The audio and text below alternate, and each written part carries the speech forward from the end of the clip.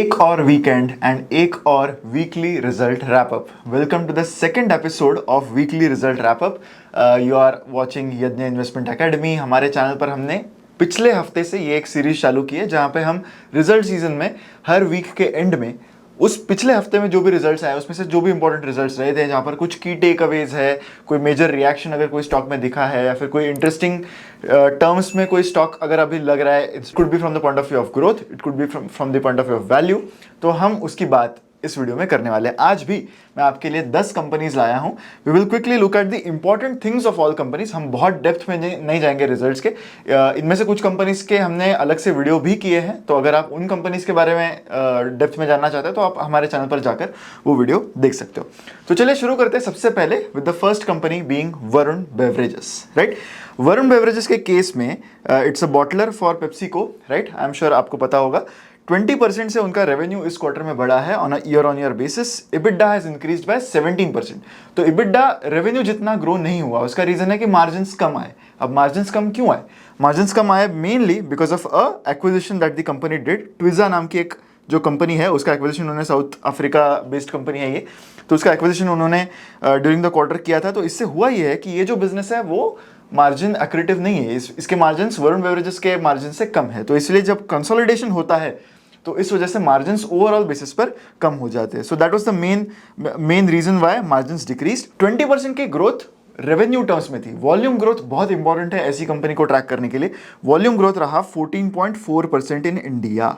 अब जो एक्सपेक्टेशन थी मार्केट की from this summer season, right, specially ये जो क्वार्टर रहता है Q2 ऑफ करंट ईयर 26, क्योंकि Varun beverages follows the calendar year, तो ये जनरली सबसे बेस्ट क्वार्टर रहता है क्योंकि समर मंथ्स होते हैं इस क्वार्टर में, राइट। तो मार्केट को एक्सपेक्ट था कि शायद इससे बेटर वॉल्यूम ग्रोथ आएगी, 14.4% की ही आई, क्योंकि पिछले साल समर जो था that was not really that good, right. अगर आपको याद होगा तो अनसीजनल रेन्स बहुत पहले से ही शुरू हो गए थे। इस साल वैसी सिचुएशन ज़्यादा नहीं थी, ऑल्दो अप्रैल के मंथ में वो हुई है, जो कंपनी ने अपनी मैनेजमेंट ने भी बताया है उसके बारे में। But 14.4% did not impress the market so much. Market को शायद और भी बेटर ग्रोथ यहाँ पर एक्सपेक्टेड थी। इस पर हमने एक अलग से डिटेल्ड वीडियो भी बनाया है, तो you can check that on our channel. कुछ की टेक अवेज की बात करें तो एक नई डेवलपमेंट ये भी थी कि पेप्सिको का जो बॉटलिंग प्लांट है इंडिया में, उसकी अग्रीमेंट अप्रैल 2049 तक एक्सटेंड कर दी गई है। Not a very big thing, क्योंकि मार्केट्स मोर और less expect this type of changes to happen considering Varun की जो रिलेशन है विद पेप्सिको। तो इससे मार्केट तो इसको जो है इसके प्राइस को बढ़ाने वाला नहीं था। अगर ये नहीं होता तो डेफिनेटली प्राइस गिरती, right. This is how investing works, specially जब वैल्यूएशंस भी एट प्ले होते हैं। इसके अलावा मैनेजमेंट ने आगे के बारे में क्या बात की है? मैनेजमेंट ने बोला है कि they are confident of double digit growth in India, right, 20% plus excluding weather impacted months. अब इस क्वार्टर में जो हुआ उसमें अप्रैल के मंथ में उतनी अच्छी ग्रोथ नहीं आई compare to last years April. बाकी मंथ्स में 20% प्लस ग्रोथ आई है, इसलिए ओवरऑल बेसिस पर 14% का ही वॉल्यूम ग्रोथ इस क्वार्टर में दिखा है। अब आते हैं वैल्यूएशंस पे। तो करंटली वैल्यूएशन है अराउंड 45 टाइम्स ऑफ अर्निंग्स। अब ऐसे वैल्यूएशंस पर ऑब्वियसली कंपनी को हमेशा एक हायर ग्रोथ एक्सपेक्टेशंस पर डिलीवरी देनी होगी, स्पेशली कंसीडरिंग कि कंपनी ने ऑलरेडी गाइडेंस दिया है कि वो यहाँ से भी अच्छे से ग्रो होंगे। पास्ट में वैसे कंपनी ने ये हमेशा मैनेज किया है। They have been able to go into new geographies and they have been able to get good growth there. But ये जो स्टैंडर्ड है उनको अच्छे ग्रोथ का, हायर ग्रोथ का, वो जारी रखना होगा, specially at such valuations. Next बात करते हैं सिरमा एसजीएस। ये एक ईएमएस प्लेयर है, इलेक्ट्रॉनिक मैन्युफैक्चरिंग प्लेयर है। इस कंपनी का जो रेवेन्यू फ्रॉम ऑपरेशंस है वो इस क्वार्टर में ऑलमोस्ट 67% से बढ़ा है। मार्जिन्स में हल्की सी गिरावट है, मार्जिन थोड़े से करेक्ट हुए हैं, बट रेवेन्यू ग्रोथ इतना ज़्यादा रहा है एंड मोर देन एक्सपेक्टेशन रहा है कि मार्जिन में थोड़ी सी गिरावट जो है stock market did not take that with much cognizance. But overall अगर हम देखें तो पैट भी कंपनी का अराउंड 100% प्लस से बढ़ा है। इसके पीछे तो बेस इफेक्ट भी आता है, क्योंकि कंपनी का जो बेस है ओवरऑल ऑफ प्रॉफिट पूल वो ही छोटा है, तो वो डबल होना it's a natural thing for a company of this size at this point, right. कुछ की टेकअवेज की बात करें फ्रॉम दिस रिजल्ट, तो एक्सपोर्ट जो है कंपनी का वो 67% से बढ़ा है on a year on year basis. This is a very good thing for a company which is into electronic manufacturing, right, क्योंकि डोमेस्टिकली तो चीज़ें काफ़ी फेवर में दिख ही रही है, बट अगर कोई कंपनी ऐसी कैपेबिलिटी भी दिखाती है कि वो एक्सपोर्ट्स में भी अपना शेयर बढ़ा पा रहे हैं, then market is going to reward it with a higher P ratio. 24% revenue company के अब एक्सपोर्ट से आते हैं, so that's a very good number in that sense. Management ने कहा है कि उनका फुल ईयर गाइडेंस है 35% रेवेन्यू ग्रोथ का and 10 10.5 to 11% EBITDA margin. Overall company का जो बिजनेस है that is well diversified into and user vertical, तो अच्छी ग्रोथ दिखी है इवन इन स्मॉलर वर्टिकल्स। तो ओवरऑल जो डी रिस्किंग है पोर्टफोलियो का वो काफी अच्छा हो रहा है अब सिरमा एसजीएस के लिए, क्योंकि सारे ही सेगमेंट्स अब एक अच्छे साइज के होने लगे हैं। पीसीबी मैन्युफैक्चरिंग का इनका एक प्रोजेक्ट है विच इज ऑन ट्रैक, तो already it is complete around 65 to 70% ऐसा कंपनी ने यहाँ पर कहा है। Export revenue expected to grow by 30-40%, तो दैट्स अ गुड ग्रोथ जो यहाँ पर एक्सपोर्ट से आती रहेगी। अब करंटली स्टॉक का प्राइस है 72 टाइम्स ऑफ देयर अर्निंग्स, तो ऐसे में अगेन ग्रोथ एग्जीक्यूशन को होल्ड करना बहुत जरूरी होगा, क्योंकि these are higher valuations. Of course tailwinds बहुत स्ट्रांग है मैन्युफैक्चरिंग के, राइट, इंडस्ट्री टेलविंड्स काफी स्ट्रांग है, एंड एक्सपोर्ट भी अगर ग्रो कर रही है कंपनी तो लाइक आई सेड यहाँ पर market is going to like those companies even more. So that was main reason why the stock went up after the results, but they have to keep giving good numbers to maintain that kind of valuation. अब next company है KPIT technologies. ऐसे companies में generally जो IT based companies है यहाँ पर आपको result से ज्यादा रिजल्ट के समय पर कंपनी आगे का गाइडेंस क्या दे रही है उस पर ज्यादा ध्यान देना पड़ता है, क्योंकि रिजल्ट कैसे आएगा या फिर एक ब्रॉड इंडिकेशन कंपनी ने पहले ही दिया होता है। इस केस में भी ऐसा ही था। केपीआईटी टेक्नोलॉजीज के केस में अगर हम देखें तो मेजर थिंग जिस पर हमें ज्यादा ध्यान देना चाहिए कि आगे का गाइडेंस क्या होगा। हालांकि नंबर्स पर भी एक बार नजर डाल लेते हैं, राइट। पैसेंजर कार्स का जो व्हीकल है इनका वर्टिकल है, तो यहाँ पर 5.1% से जो कंपनी का रेवेन्यू है that has declined, right. Commercial vehicles में बढ़ा है, लेकिन कमर्शियल व्हीकल्स छोटा पार्ट है इनके ओवरऑल बिजनेस का। सो करंटली इनके पास हेडविंड्स बहुत ज़्यादा है, बहुत सारी चीज़ों में companies facing challenges. Geography wise अगर हम चीज़ें देखें ना, तो यूएस मार्केट्स इनके लिए 4% से बड़े हैं, Europe market is increase by 11%, which is a good sign for them, क्योंकि यूरोप से एक अच्छा खासा बिजनेस इनको आता है, सबसे ज़्यादा बिजनेस यूरोप से ही आता है, एंड अगर यहाँ पर ग्रोथ आने लगी तो it's a very good thing for them. The issue that they are facing in the European markets कि यूरोप में चाइनीज व्हीकल मेकर्स का मार्केट शेयर बढ़ने लगा है, लेकिन केपीआईटी के कस्टमर्स चाइनीज मार्केट नहीं है, राइट। केपीआईटी के customers are European car makers, तो अगर उनको अपना मार्केट शेयर मेंटेन करना होगा तो वो जनरली ऐसे चीजें जो केपीआईटी से वो करवा लेते हैं उसके खर्चे कम कर देते हैं, एंड इससे केपीआईटी के रेवेन्यूज को प्रॉब्लम आता है। बट कुछ चीजें यहाँ पर थोड़ी थोड़ी चेंज होने लगी है। ओवरऑल मैनेजमेंट ने यही बताया कि जो वीकनेस है रिजल्ट्स में that is mainly because of the challenges in the European OEM market. तो इससे क्या होता है कि प्रोग्राम्स कैंसिल होते हैं, पोस्टपोन होते हैं, तो ये सारी चीजें होती रहती है। एक जापान रिलेटेड क्लाइंट का भी एक प्रोग्राम कैंसिल हो चुका है, एंड यूरोपियन एक क्लाइंट का भी वाइंडिंग डाउन करंटली हो रहा है, तो रेवेन्यू थोड़ा सा उससे इम्पैक्ट रहा। लेकिन मैनेजमेंट एक्सपेक्ट करता है कि इस फाइनेंशियल ईयर का जो सेकंड हाफ है that will be much better, and Q4 से एक अच्छी खासी ग्रोथ रिटर्न होगी, ऐसा मैनेजमेंट का कहना है। पर इस चीज को भी हमें with a pinch of salt लेना है, क्योंकि इससे पहले भी मैनेजमेंट ये सारी चीजें कह चुका है, and the growth has still been very slow. The truth is that even the management does not know for sure कि ये सारी चीजें आगे होंगी या नहीं, not just for KPIT, I am saying this in general. तो इसलिए हमें मैनेजमेंट गाइडेंस को हमेशा थोड़ा सा with a pinch of salt लेना चाहिए। टीवीसी काफ़ी अच्छा आया है इस क्वार्टर में इन spite of all these challenges. तो अभी भी नियर टर्म वीकनेसेस काफ़ी है, कुछ ग्लोबल प्रेशर्स अभी भी है, बट कुछ चीज़ें अब थोड़ी सी बेटर होने लगी हैं। There is a chance that European OEMs might actually speed up their investments on things जो केपीआईटी जैसी कंपनीज उनको देती है, क्योंकि अगर उन्हें एक डिफरेंशिएशन लाना है compare to the Chinese auto makers, तो उनको ये सारी चीज़ें लाइक एडास एंड बाकी जो चीज़ें केपीआईटी उनको प्रोवाइड करता है उनके खर्चे शायद उनको बढ़ाने भी पड़ जाए। Currently valuations are 26 times of the earnings with reduced earnings base, तो ऐसे में वैल्यूएशंस एक्चुअली ऑर्गेनिकली और भी कम है अगर हम अर्निंग्स के डी ग्रोथ को यहाँ पर फैक्टर ना करें तो। So overall valuations are quite favourable, but the thing is कि ये हेडविंड्स कब खत्म होंगे that remains a main question. Next बात करते हैं Hyundai मोटर्स इंडिया के रिजल्ट्स के बारे में। Revenue has gone down by 0.5%, overall margins तो काफी ज्यादा नीचे चले गए हैं, EBITDA हैज डिक्रीज बाय 30.8%। अगर वॉल्यूम्स की बात करें तो टोटल सेल्स जो है कंपनी के वॉल्यूम्स का वो 1.3% से कम हो गया है वॉल्यूम बेसिस पर, एंड जो डोमेस्टिक वॉल्यूम्स है they have actually increased by 5.4%, लेकिन एक्सपोर्ट में मेजर इशू कंपनी को आया है जहां पर वॉल्यूम्स 19.6% से ईयर ऑन ईयर बेसिस पर डिक्रीज हुए हैं। अब मैनेजमेंट का यही कहना है कि जो फुल ईयर गाइडेंस है उनका 8 to 10% का, वो अभी भी they have reaffirmed the guidance, right, for both domestic and export. पर पहले हम ये समझ लेते हैं कि क्यों इतने रिजल्ट्स बुरे रहे। द मेन इशू वॉज कि कंपनी का जो एक मेजर सप्लायर है वहाँ पर एक फायर इंसिडेंट हुआ ड्यूरिंग द क्वार्टर, तो इससे कंपनी का खुद का जो प्लांट है that was very affected, production यहाँ पर बहुत अफेक्ट हुआ क्योंकि सप्लायर से मटेरियल आया नहीं था। तो ये चीज़ें ऑब्वियसली मार्केट को पता थी, दिस वाज मोर और लेस प्राइस्ड इन, एंड इसीलिए पता था कि ये नंबर्स उतने अच्छे नहीं आएंगे Q1 के लिए। But the important thing is कि जो पुणे में उनका प्लांट है Hyundai का, तो वहाँ पर उन्होंने थर्ड शिफ्ट एडवांस स्टार्ट करने की बात की है। तो द थिंग इज कि Hyundai जैसी कंपनी में करंटली कैपेसिटी यूटिलाइजेशन बहुत ज़्यादा है, तो यहाँ पर इनको बहुत ज़रूरत है कि केपेक्स जल्दी लाइव हो सके ताकि वो और भी गाड़ियाँ प्रोड्यूस कर सके। तो जो इंडिकेशन उन्होंने कल रिजल्ट्स देने के बाद, ड्यूरिंग दिस वीक रिजल्ट्स देने के बाद किया था, तो वहाँ पर उन्होंने ये बताया कि they are trying to prepone the capex in a sense कि केपेक्स अगर जल्दी लाइव हो जाए तो वो यूटिलाइजेशन क्विकली कर सकते हैं। So obviously that must be a thing that the market really liked to have that kind of a reaction from the markets on Friday. Company का करंटली पी है 36 टाइम्स ऑफ द अर्निंग्स, ये थोड़ा सा ज़्यादा लगेगा but इस पे हमें ये भी ध्यान देना है कि these are at a lower earning base because of the recent quarter जो उतना अच्छा नहीं था कंपनी के लिए। तो मार्केट इज एक्सपेक्टिंग कि अर्निंग्स तो नॉर्मलाइज होंगे ही, बट अगर हम नॉर्मलाइजेशन ऑफ अर्निंग्स कंसिडर करें उसके बाद भी these valuations are not exactly at a discount, अगर हम ऑटो सेक्टर के वैल्यूएशंस की बात करें तो, एंड जनरली जिस स्टैंडर्ड के वो वैल्यूएशंस होते हैं। सो चीज़ें अर्निंग्स पॉइंट ऑफ व्यू से तो बेटर होंगी but it is not exactly a value kind of a by at this point of time. Next बात करते हैं मैनकाइंड फार्मा की। रेवेन्यू फ्रॉम ऑपरेशंस, इनका जो ग्रोथ आया है यहाँ per year on year growth is around 13%। Markets will not like such kind of a growth, especially for a company which is trading at a 50 times earnings, right? Overall, domestic business 11% से ही बढ़ा है. This is another very pain point for a company like Mankind Pharma. Profit after tax 29% से बढ़ा है क्योंकि overall margins में company को काफ़ी फायदा हुआ है.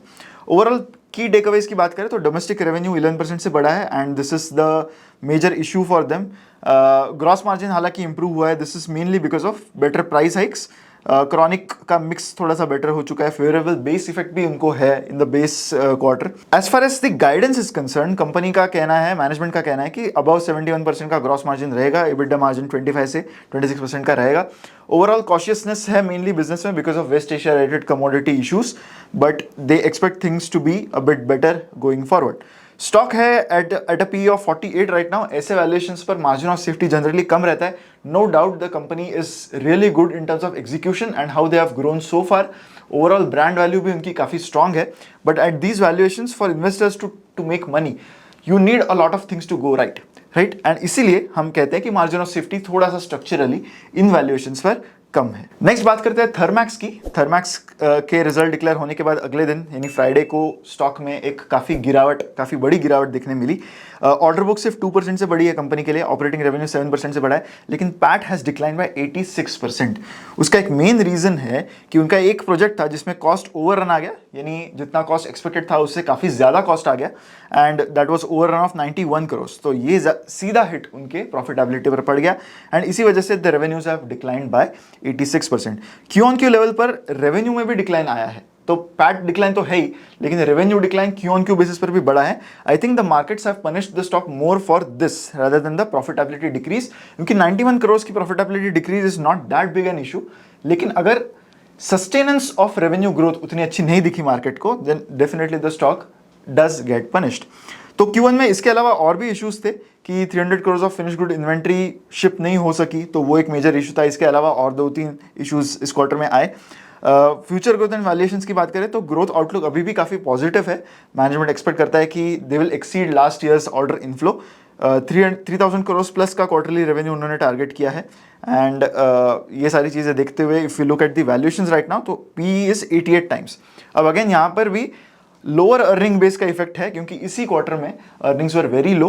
बट अगर हम वो लोअर अर्निंग बेस इफेक्ट हटा भी दे, still you would say that margin of safety यहाँ पर थोड़ी सी कम है. बहुत सारी चीज़ें एग्जीक्यूशन कंपनी का और भी बेहतर अगर होगा, only then it will be able to create wealth for the share holders. Next बात करते हैं बजाज फाइनेंस की. फ्राइडे को रिजल्ट्स आने के बाद, थर्सडे को रिजल्ट्स आए थे, फ्राइडे को इसका रिएक्शन मार्केट को दिखा and market has rewarded the share holders a lot on Friday.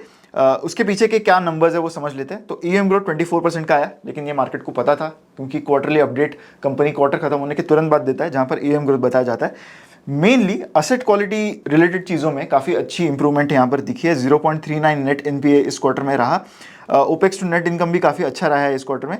Now coming to the guidance, right. तो वैसे तो कंपनी अपने इन्वेस्टर पीपीटी में ये सारी चीज़ें बताती है कि ईएम ग्रोथ का जो कॉरिडोर है वो 23 to 25% है, right. Profit growth corridor is 23 to 24%। Asset quality भी उनके जो भी टारगेट्स है वो काफ़ी अच्छे हैं। पर ये सारी चीज़ों में चेंजेस तो हुए नहीं है, तो फिर व्हाई हैज़ द स्टॉक री रेटेड ऑन फ्राइडे? तो उसका रीज़न है कि ओवरऑल पहली बात तो ये है कि रिजल्ट्स ने एक्सपेक्टेशन को ऑलमोस्ट हर की मेट्रिक में बीट किया है, राइट। की पॉजिटिव ये भी था कि एक कंटिन्यूड मॉडरेशन है इन क्रेडिट कॉस्ट, तो वो डिक्लाइन हो गया टू 1.54%, राइट। तो इस वजह से 27% से ईपीएस ही इंक्रीज हो गया, राइट। क्रेडिट कॉस्ट आपके अगर कम हो जाते तो this is a direct effect because of that. अब मैनेजमेंट ने वैसे तो गाइडेंस को इंक्रीज करने से डिक्लाइन कर दिया है at the end of Q1, but उन्होंने ये जरूर कहा है कि they will revisit the guidance on growth and they are probably going to achieve the guidance quite easily, in a sense that is the indication that the market is taking here, right? Credit cost भी काफ़ी अच्छे रहे in the Q2 performance, so they are going to consider all these things. फिलहाल तो कोई plans नहीं है to raise the capital is what they have also said, क्योंकि leverage 4.9 times is, despite a leverage being relatively high, they are not really thinking of raising capital right now, is another development here. Next बात करते हैं MTAR Technologies, a very popular stock, very closely tracked by a lot of investors because of the rally जो इस stock में दिखी है in the last 1-2 years. Revenue from operations company का 130% से इंक्रीज हुआ है on a year on year basis. PAT जो है कंपनी का that has increase by almost 364%। Again यहाँ पर लोअर बेस का इफेक्ट जरूर है, बट डेफिनेटली यहाँ पर कंपनी के एग्जीक्यूशन में काफ़ी बड़ी ग्रोथ दिखी है in there, mainly because of their fuel cell business. तो मेन टेकअवे की अगर बात करें तो कंपनी ने अपना जो FY27 का गाइडेंस है वो रीटरेट किया है, 80% revenue growth with EBITDA margin of 24% ±1%, उसमें उसकी बात कंपनी ने की है। जो ऑर्डर बुक है कंपनी का इन द क्लीन एनर्जी, जहाँ पर वो फ्यूल सेल्स बनाते हैं for the key client which is Bloom energy, तो वो order book is 3,431 crore eight the end of Q1। तो यहाँ से एक बहुत अच्छी स्ट्रॉन्ग रेवेन्यू ग्रोथ विजिबिलिटी यहाँ पर दिखती है, राइट। क्योंकि अगर मैं सिर्फ आपको कंटेक्स्ट दूँ, ये कंपनी के एक बिजनेस का सेगमेंट है जहाँ पर ऑर्डर बुक करंटली 3,400 करोड़ है। एक क्वार्टर में कंपनी का जो रेवेन्यू है, इस क्वार्टर में कितना रेवेन्यू आया है? 360 करोड़ का रेवेन्यू एक क्वार्टर में आया है। आप साल भर का 1200-1500 करोड़ मान लीजिए, पर सिर्फ ये एक सेगमेंट से अभी की करंट ऑर्डर बुक 3,431 करोड़ है। तो visibility is what the market is seeing and that is the reason why the stock trades at such a premium right now in terms of valuations. तो लाइक आई सेड कि management ने reiterate किया है उनका guidance. They have express confidence in fact कि they will be exceeding the guidance that they have talked about. 80% revenue growth से भी ज़्यादा शायद ग्रोथ यहाँ पर आ सकती है। न्यू ग्रोथ के एवेन्यूज भी उन्होंने हाईलाइट किए, like entry in data centre infrastructure solutions. Valuation की जहाँ तक बात आती है तो currently they are at 128 times of earnings, definitely pricey है, but execution will need to keep matching, right. तो ब्लूम एनर्जी में भी क्या डेवलपमेंट्स है वो भी हमें हमेशा ट्रैक करते रहना है। उस एक क्लाइंट पर कंपनी का जो डिपेंडेंस है वो काफ़ी ज़्यादा है, but they have been executing quite well on there and in the US and उसी के फ्यूल सेल्स वो MTAR से सोर्स करते हैं। So that remains a key lever in the stock of MTAR even now. Next बात करते हैं CarTrade technologies की। रेवेन्यू फ्रॉम ऑपरेशन 16% से बढ़ा है इस क्वार्टर में कंपनी के लिए, लेकिन margin increase has been even better. इस पर हमने एक टेक रिलेटेड कंपनीज का एक मैंने वीडियो कुछ महीने पहले बनाया था, तो वहां पर मैंने बताया था कि कैसे हमेशा what is the reason due to which car trades margins are always growing और their increasing PAT is always more than their increase in the revenue. तो ये सारा खेल इनके बिजनेस मॉडल का है। their business model जब भी आपका टेक टाइड बिजनेस मॉडल होता है एंड वो टेक डिलीवर करने लगता है, तो तब you see a very big J growth in the profitability that is happening and we can see it continuing in car trade tech even now. तो company के बेसिकली 3 सेगमेंट्स हैं, जिसमें से एक सेगमेंट OLX का है। यहाँ ये जो सेगमेंट था OLX का, that was the stand out performer for company with 29% revenue growth and 76% EBITDA growth during the quarter.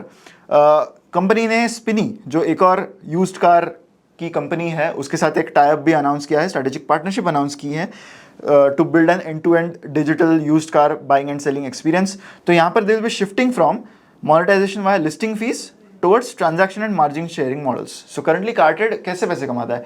वो लिस्टिंग फीस से कमाता है। यानी अगर आपको कार बेचनी है एंड आपकी कार का result in people who are trying to search for those cars ज़्यादा ऊपर लाना चाहते हो, तो आप ज़्यादा पैसे दो। कार्टेड को।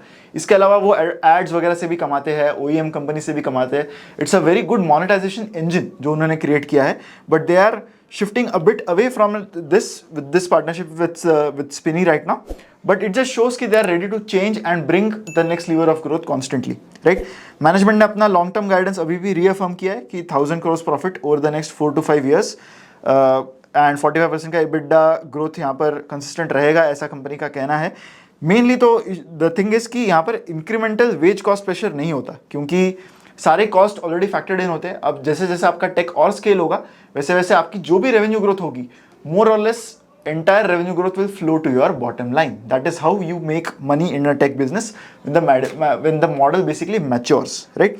Stock currently is at a PE of 55 times. ये थोड़ा सा प्राइजी इसलिए है क्योंकि एज अ बिजनेस मॉडल यहाँ पर रेवेन्यू की प्रेडिक्टेबिलिटी उतनी ज़्यादा नहीं है, right?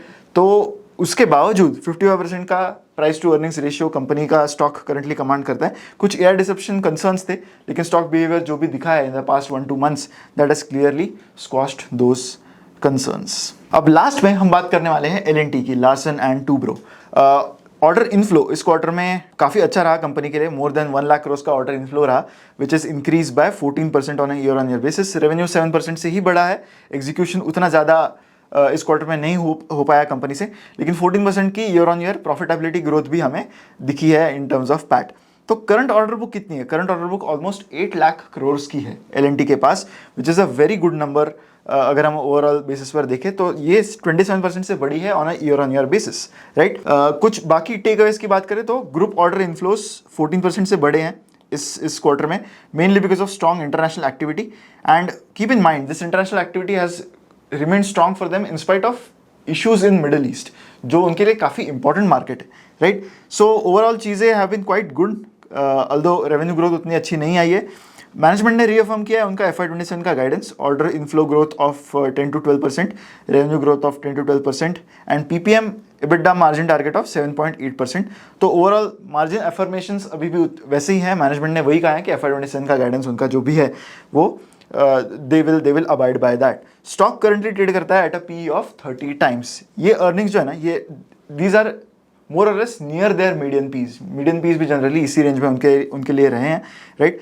Order book and growth momentum काफ़ी स्ट्रॉन्ग है currently in spite of geopolitical issues in the middle east, like I said, right? So that was it for this video. अगर आपको हमारा प्रयास अच्छा लगा है तो I will definitely recommend that you visit our website investedne.in। यहाँ पर आप हमारे मॉडल पोर्टफोलियोज को सब्सक्राइब कर सकते हैं। This is the ideology with which we basically construct our model portfolios. हम यही चीज़ें देखते हैं, इनको बारीकी से इन सारी कंपनीज के रिजल्ट्स में जाते हैं and try to give you a summary, just to give you an idea कि हम ऐसे ही हमारे मॉडल पोर्टफोलियोज कंस्ट्रक्ट करते हैं। आपको हमारे वेबसाइट पर हमारे मॉडल पोर्टफोलियोज के परफॉर्मेंसेस, उनकी मेथडोलॉजी, उनका रिस्क, ये सारी चीज़ें ही आपको हमारे वेबसाइट पर दिखेंगी। तो अगर आपको वो सारी चीज़ें अच्छी लगती है then do subscribe to our portfolios. You can use the coupon code RED to get a 60% discount on our model portfolios. तो मैं जरूर चाहूँगा कि आप हमारी वेबसाइट देखें। ऐसे वीडियोस के लिए हमारे चैनल पर बने रहें, and yes, don't forget to like this video as well and share it with maximum people. Thank you.